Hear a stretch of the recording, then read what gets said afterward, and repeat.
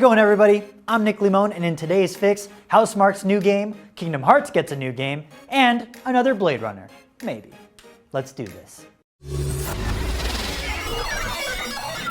The small Finnish studio that brought you Resogun and Nex Machina is back. Almost. In a news update on the Housemarque website, marketing director Mikael Haveri revealed that the entire team at Housemarque is focused on delivering their most ambitious and biggest game to date, putting all other projects on hold, including the development of Stormdivers.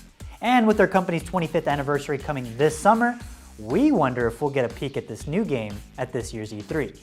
Well, I guess technically it would be the Sony State of Play, but you get it.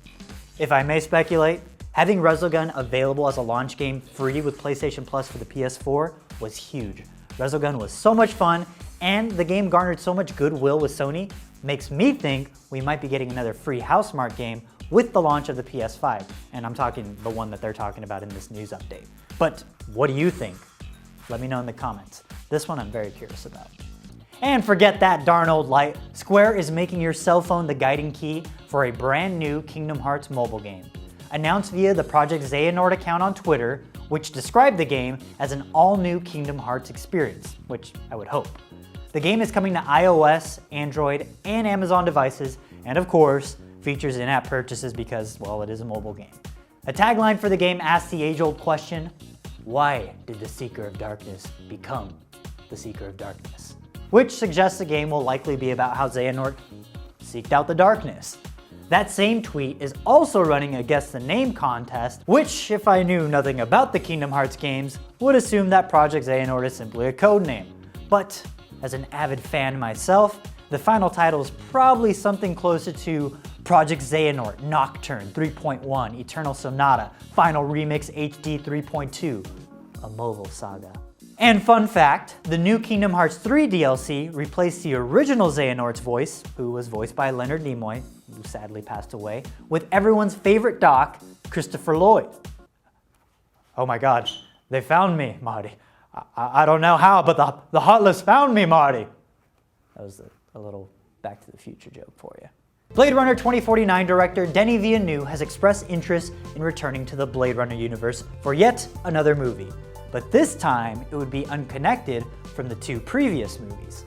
In an interview with Empire, Villeneuve reflected on his time with 2049 and realized his body yearned to return to the cyberpunk dystopia of Blade Runner. He said, quote, I think cinema needs original stories, but if you ask me if I'd like to revisit the universe in a different way, I can say yes. It would need to be a project on its own, a detective noir story set in the future. And he ended, I wake up sometimes in the night, dreaming about it. Look, if that's all it takes to direct a Blade Runner universe movie, then I too have been awoken in the middle of the night, longing for a world where corporations own people. But all joking aside, there is some precedent for this. Leading up to the release of 2049 was a selection of short films that tied into 2049. My personal fave being the Blackout short from Cowboy Bebop creator Shinichiro Watanabe, who is still technically working on an Adult Swim Blade Runner series, which is also an anime. So maybe Empire should be interviewing him. But how do you feel about returning to the world of Blade Runner? Let us know in the comments. And that was your Daily Fix for January 23rd. I'm Nick Limon, and I hope you had a lovely day. Now that you're all caught up on the news, check out the video on the history of the Borg. Download the IGN app wherever you like looking at apps, subscribe to the Daily Fix on Snapchat, and for all things everything else, IGN.com. I'm gonna try to put my head right